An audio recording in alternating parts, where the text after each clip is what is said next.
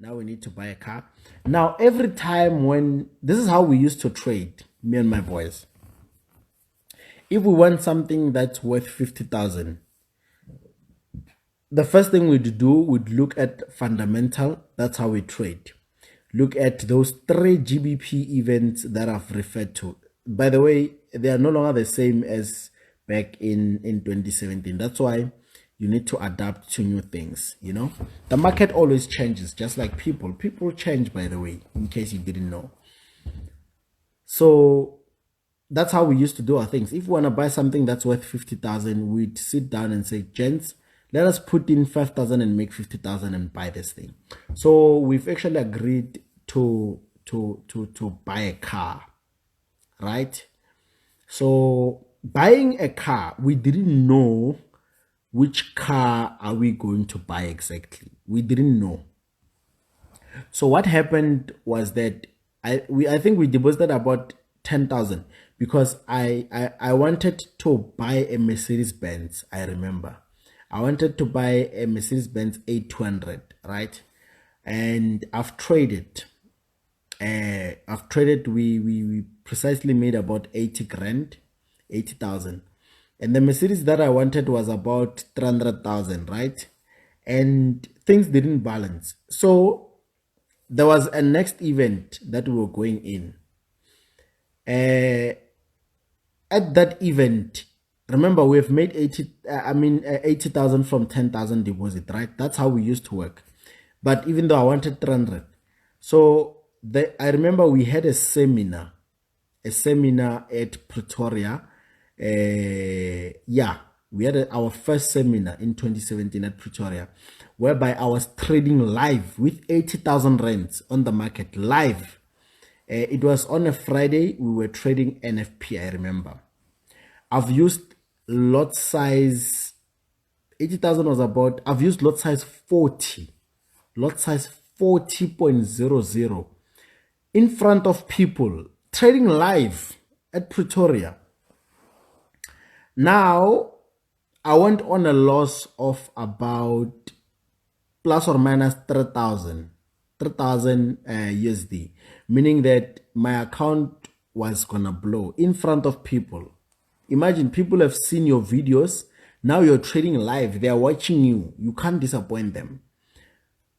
There was a moment whereby I wanted to scream and cry in front of everyone, right? But I pretended to be strong. I told everyone that, guys, relax. I'm used to this. Keep in mind, that was my first time using lot size 40. It was the craziest thing. I think that's where I actually started being crazy with lot sizes. I think I'm crazy. I trade crazy. And like when I trade, I don't think. That's my problem. I was on minus 3,000, minus 2,000. The account was going to blow either way. And in my heart, I'm like, Jesus, I know I haven't went to church in the longest time. But if you save this Forex account right now, I promise you I will go to church. In the name of Jesus. I was praying in my heart. Remember, it's in front of people. If I blow the account, people will say, this guy is claiming he can't trade. Now, I told everyone that, relax. I know this market, it's going to come back. That's where I learned to have confidence. You see, I have confidence in decisions that I take. And I would love for FBK students to have confidence in decisions that they take without having to involve me. I want them to have that type of a confidence that I used to have.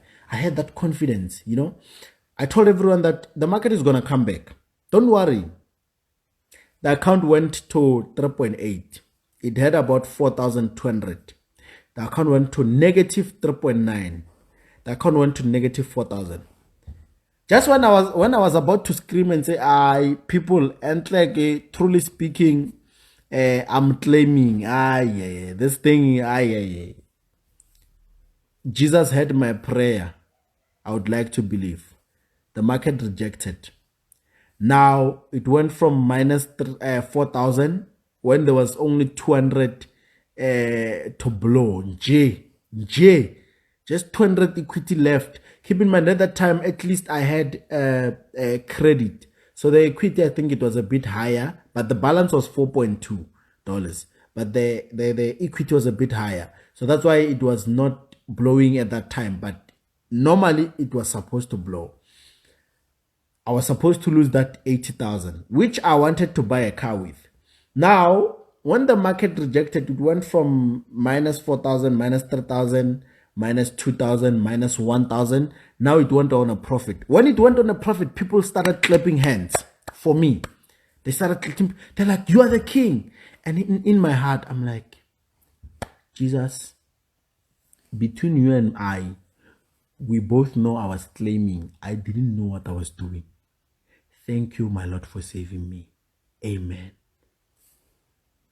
Now, when people are claiming, when people are clapping hands, I'm like, yeah, you see, I know this thing. And in my heart, I'm like, yo, Nkulunkulu, thank you, Lord. Now, I've managed to make at least $1,000. I've exited in that trade with $1,000 profit. I told them that, hey, the event was not good and so forth. And they understood. They just loved the fact that I had that confidence that I'm not going to blow today. Not, because sometimes you must just tell the market when it's going against you, you're like, Satan, not today. I will not lose money today. Not today, Satan, in the name of Jesus. Jesus will listen to you sometimes. But when he doesn't listen to you, don't think there is no Jesus or Jesus doesn't care. Don't blame Jesus based on your reckless trading decisions. After that, when we got home, I told Forex Fanaka, you see what I've did there? I will never do it again in my life. Let us withdraw the money. That's how we bought my first car. When I told Forex Fanaka, let us withdraw the money. We've withdrawn the money. That's how we bought a Ranex. First car, Toyota Ranex. Keep in mind, the Toyota Ranex was a second hand. It was a second hand car, right? When the money got in, we went, it was Pretoria East. Yeah, Pretoria East. There's like a lot of garages. I think it's East or West. I don't remember, but I think it's West or East, whatever the case may be. We looked for cars, and I found a Golf 7.